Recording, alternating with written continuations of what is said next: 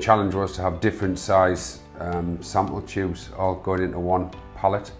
So I thought different size stickle bricks used to click together. Obviously you can't use stickle bricks, so we had to come up with a better solution than stickle bricks. The secret was just to get circles overlapping each other. Normally racks are made in various different sizes with their various different size holes in it, and on a doctor's desk it wouldn't be feasible to have that much desk space taken up by lots of different variations of rack sizes for different diameters.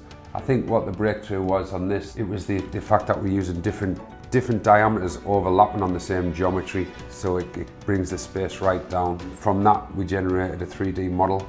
Once you've got that 3D model manufactured, then it's very easy to sit in front of someone just to sit and show them that prototype, and straight away, once they start getting it, that's when you know you're going to get the support needed to take it through to the end. In 2017 there was a group of staff from across disciplines of pathology engaged in a rapid process improvement week to look at the issues we had in our specimen reception area and look for more efficient ways of working. Within that week we identified a need to move lots of the waste that we have in our current process. We had a good idea of what we wanted in our head, but we knew a racking solution wasn't available.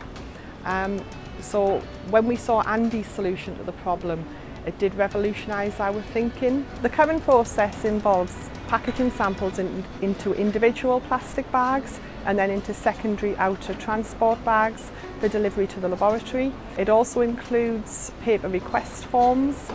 The removal of these plastic bags and paper request forms removes more than 5 tonnes of waste from the process. As a trust, we've been working with Andy for about 10 years. We formed QHS fairly on in that relationship, and the trust became a shareholder. The impact of something like Samplepod will be significant for the wider NHS. But I think when we're looking at innovation, one of the things that for us is always at the heart of it is our patients and patient experience, and making sure that the care we give to them is high quality. Bringing in something like Samplepod takes away the potential for error, whether that be samples that become damaged in transit. What that might mean is a patient needs to go back and see the GP, have the test taken again, and then the whole process to commence. So in terms of from a patient care perspective, it is a real plus. Once we got the intelligence in of this printable electronics, we'll be able to take a blood sample anywhere in the world and it'll be tracked from at source straight away, right the way through, up until it gets to the pathology lab, right the way through the lab. And who's to say it can't have an automated message at the end, because most people go back to their doctors just to be told that their blood sample is okay. That can all be automated now. We need external support as well, which is where the Academic Health and Science Network come in with their knowledge of IP protection. The general of the growth of the business is where they come into their own. So they're there to help, and also when you're going along into different meetings, it's nice to have the support of the Academic Health and Science Network around you. As an SME, you're often working very much in isolation, very much on your own. I think the people within the Academic Health and Science Network, the mixed team that they've got around them, that resource you can just tap into when and where you want to. You've got to know what support you want and request it, but the 9 times out of 10 they'll help you out.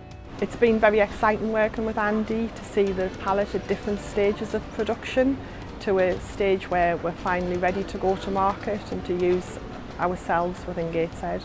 All the orders are placed, 4,500 units committed to, all the tooling orders are all placed. We want to bring revenue back into the NHS as well, not just save them money, bring revenue into the NHS.